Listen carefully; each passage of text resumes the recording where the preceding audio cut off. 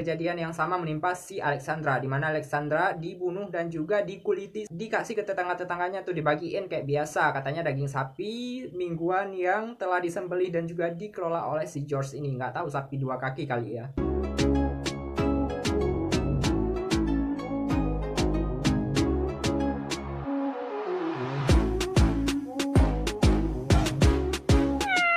Warahmatullahi wabarakatuh. Terima kasih sudah mampir dan juga klik video ini. Jangan lupa untuk terus memberikan like, subscribe, dan juga komen yang positif biar channel ini berkembang menjadi channel yang lebih edukatif, historis, dan juga legendaris. Karena tanpa sejarah, kita dan dunia bukan apa-apa.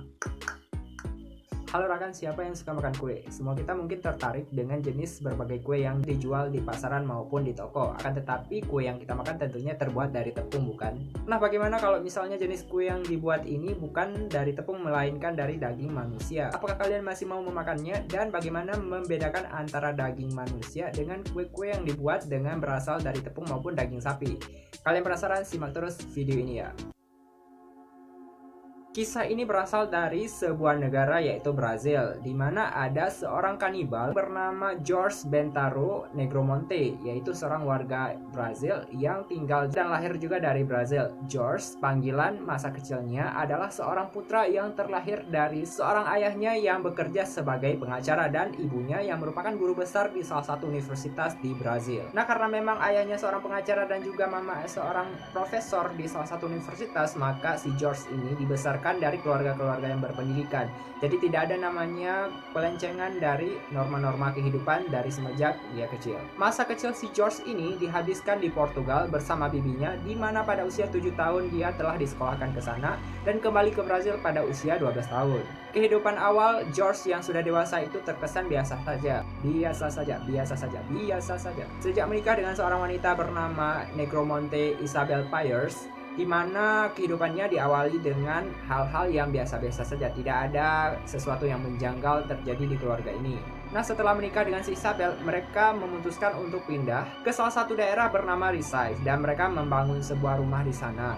Ada satu hal aneh yang terjadi pada kehidupan si George ini. Meskipun dia sudah memiliki seorang istri bernama Isabel, dia juga punya seorang wanita simpanan alias selingkuhannya. Namun anehnya, si Isabel alias istrinya si George ini tidak pernah cemburu dan biasa-biasa aja mengetahui suaminya punya simpanan. Dan bahkan mereka akur-akur aja tuh sampai tinggal dalam satu rumah, di mana rumah yang dibangun itu semi berpisah. Nah, nama si selingkuhan si George ini adalah Bruna de Silva. Dari namanya aja mungkin berbau-bau Italia, guys. Nah, kejadian aneh mulai terjadi pada tahun 2005, di mana sejak pindah ke salah satu daerah di Brazil bernama Recife, dan mereka membangun sebuah rumah serta kehidupan bersama dua orang Dan si George ini membangun kehidupan bersama dengan dua orang wanita yang sangat disayangnya dalam suatu lingkup hubungan yang biasa-biasa saja. Nah, ketika pindah ke Recife, salah satu daerah di Brazil nih, mereka memiliki satu orang tetangga dan tetangganya ini memiliki kehidupan yang tidak berkecukupan alias kekurangan ekonomi. Nama dari tetangganya ini adalah Jessica Perea, di mana Jessica merupakan seorang mama-mama muda yang usianya itu sekitar 19 tahun pada waktu itu.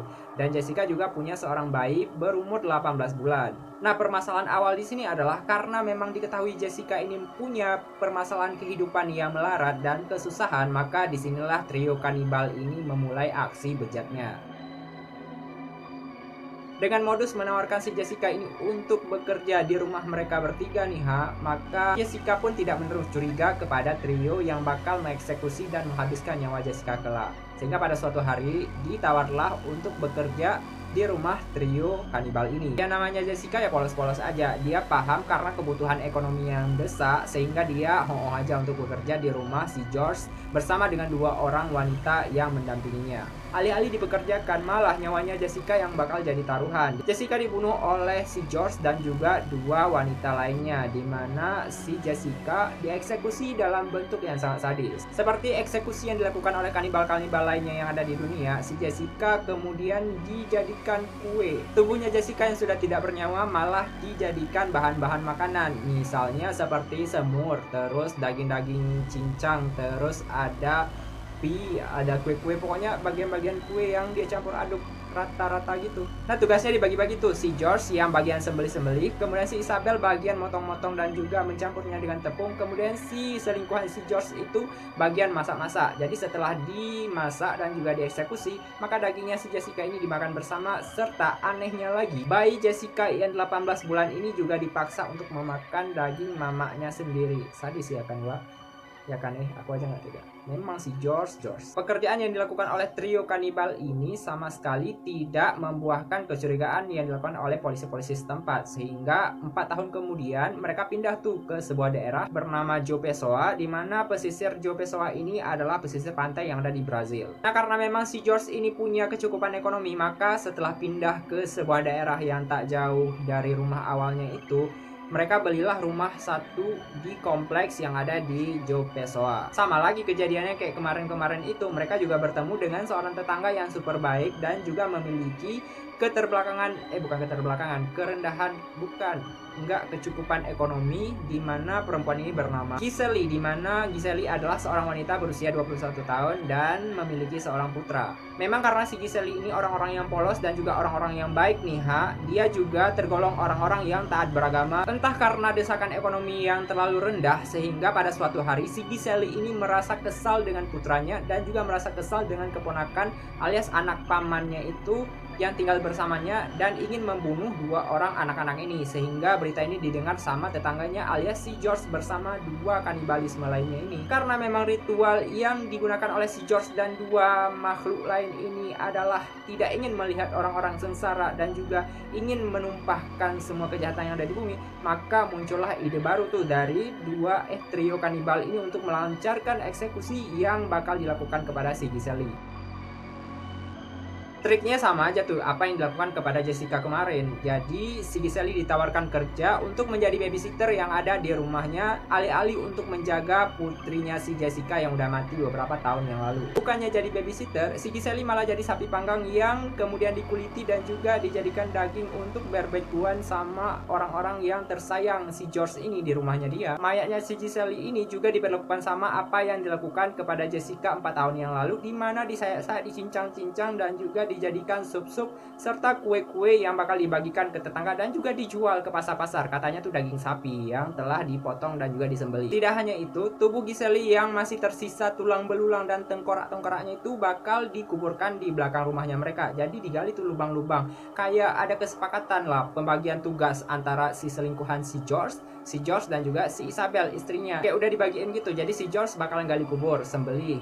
Terus si Isabel bakal masak-masak dan cincang-cincang. Terus si selingkuhannya itu bikin kue dan juga memperdagangkan ke luar daerah dan juga ke pasar-pasar. Gak komplit nih keluarga memang untuk jadi panitia kurban kali ya. Kalau misalnya kejadian yang menimpa si Jessica berselang 4 tahun baru menimbulkan korban lagi, maka setelah kejadian yang menimpa si Giseli, tepatnya 1 minggu setelah kepergian si Giseli, maka mereka bertiga ini mencari mangsa-mangsa ke selanjutnya mereka. Nah, kebetulan si Borna de Silva alias selingkuhannya si George ini pada suatu hari berbelanja dia ke pasar dan bertemulah dengan seorang wanita alias mak-mak yang di dalam bus mereka berkenalan sangat akrab, sehingga dibawalah ke rumah tuh, dimana nama perempuan ini adalah Alexandra Del Silva. Nah, modus yang dilakukan kepada si Alexandra ini tetap sama juga yang dilakukan kepada Giselle dan juga Jessica, dimana si Alexandra ditawari untuk bekerja di rumahnya si orang-orang si George dan kawan-kawan, bukan kawan-kawan, istri dan juga selingkuhannya. Entah kenapa memang si keluarga si George ini berjumpanya sama orang-orang yang memang keterbatasan ekonomi. Jadi setiap kali diajak untuk mempekerjakan mereka hongo aja untuk ikut ke rumahnya si George. Dan kejadian yang sama menimpa si Alexandra, di mana Alexandra dibunuh dan juga dikuliti serta dijadiin dagingnya kepada makanan-makanan yang bakal dijual,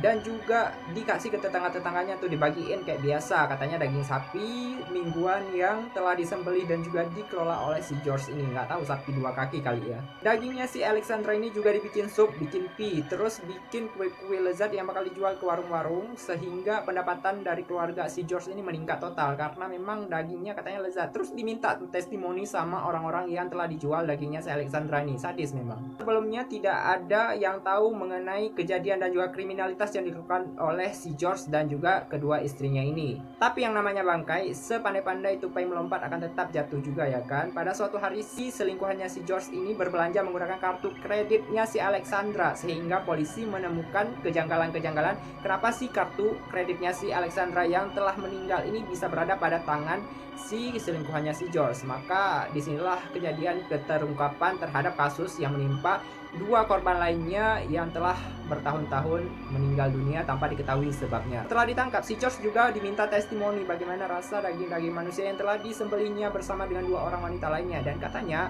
nggak beda tuh rasanya seperti daging-daging sapi biasa yang disembelih dan juga kayak kornet-kornet gitu. Si George juga mengutarakan bahwa dia mendapatkan bisikan-bisikan dari roh-roh dan juga alam-alam gaib untuk mengurangi populasi manusia yang ada di bumi. Jadi makanya ini alasan dia untuk menyembelih dan juga membunuh orang-orang yang ada di sekitarnya. Tapi yang namanya hukum harus tetap ditegakkan. Si George kemudian dipenjara dan juga mengenai beberapa hukuman yang ditetapkan oleh pengadilan yang ada di Brazil. Sehingga ketiga orang ini telah ditangkap dan juga diadili pada usianya masing-masing di pengadilan dan juga penjara yang ada di Brazil. Oke, itulah kisah dari si pembunuh berantai dan juga kanibal yang ada di dunia dan tersadis juga, karena memang ini berencana pula ya kan, sekeluarga pula mereka berencana untuk melakukan sapi kurban dua kaki. Terima kasih untuk kalian sudah mampir di channel ini dan juga sudah klik video ini. Jangan lupa untuk terus like, subscribe, dan juga komen yang positif biar channel ini terus berkembang dan terus berkembang sehingga menjadi sesuatu yang lebih edukatif, historis, dan juga lebih legendaris. Karena tanpa sejarah kita bukan apa-apa.